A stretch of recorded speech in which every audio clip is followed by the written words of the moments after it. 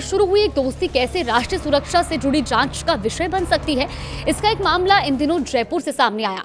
जांच एजेंसियां एक ऐसे कथित संपर्क की पड़ताल कर रही हैं जिसकी शुरुआत फेसबुक पर हुई और दोस्ती से हुई, जो अब सुरक्षा एजेंसियों की जांच के दायरे में आ गया है। नमस्कार, आप देख रहे हैं न्यूज़ 18 का डिजिटल प्लेटफॉर्म और मैं हूं आपके साथ जागृति खंतवाल।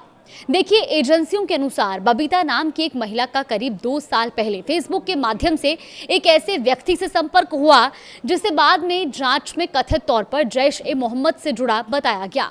अब शुरुआती बातचीत सामान्य दोस्ती के तौर पर शुरू हुई थी, लेकिन समय के साथ दोनों के बीच नजदीकियां बढ़ती चली गई। अधिकारियों का यह भी कहना है कि महिला को प्यार, शादी और बेहतर भविष्य के सपने दिखाकर उसका भरोसा जीतने की कोशिश की गई। जांच एजेंसियों के मुताबिक यही वो दौर था जब महिला पर प्रभाव डालने की प्रक्रिया शुरू हुई। अधिकारियों का दावा है कि कथित तौर पर उसे भावनात्मक रूप से प्रभावित किया गया और धीरे धीरे उसके विचारों को प्रभावित करने की कोशिश भी तेज हो गई। फिलहाल एजेंसियां ये समझने की कोशिश कर रही हैं कि संबंध केवल व्यक्तिगत स्तर पर सीमित थे या इसके पीछे कोई बड़ा उद्देश्य भी छिपा हुआ था, क्योंकि सूत्रों के अनुसार सोशल मीडिया के जरिए शुरू हुई इस दोस्ती ने बाद में एक गंभीर मोड़ लिया। पूछताछ और अब तक सामने आई जानकारी के आधार पर एजेंसियों का कहना है कि महिला का कथित तौर पर ऑनलाइन धर्म परिवर्तन कराया गया और उसका नया नाम खदीजा रखा गया। जांचकर्ताओं का यह भी दावा है कि ये पूरा घटनाक्रम एक दिन में नहीं हुआ, बल्कि धीरे धीरे आगे बढ़ा और महिला को भावनात्मक रूप से अपने प्रभाव में लेने की कोशिश की गई। हालांकि जांच एजेंसियां अभी इस मामले से जुड़ी सभी digital record, social media chat और अन्य इलेक्ट्रॉनिक साक्ष्यों की विस्तार से जांच कर रही है। पिछले 2 सालों के दौरान हुए संपर्क, बातचीत और गतिविधियों को खंगाला जा रहा है ताकि पूरे घटनाक्रम की सटीक तस्वीर सामने आ सके। अब जांच के दौरान एक और महत्वपूर्ण पहलू सामने आया है।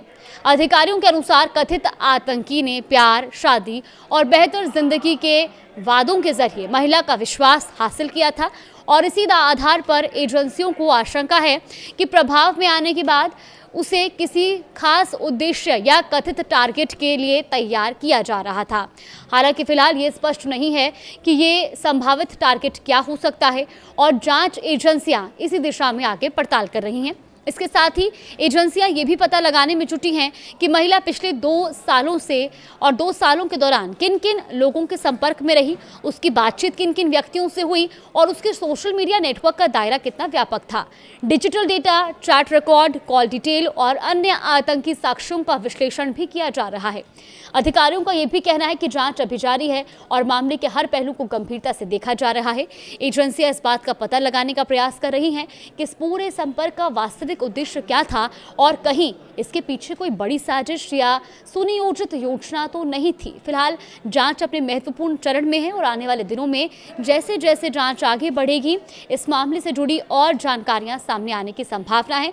सुरक्षा एजेंसियां पूरे घटनाक्रम को राष्ट्रीय सुरक्षा और ऑनलाइन कट्टरपंथ प्रभाव के संभावित पहलुओं से जोड़कर भी देख रही है और सभी तथ्यों की गहन जांच पड़ताल में जुटी हुई है।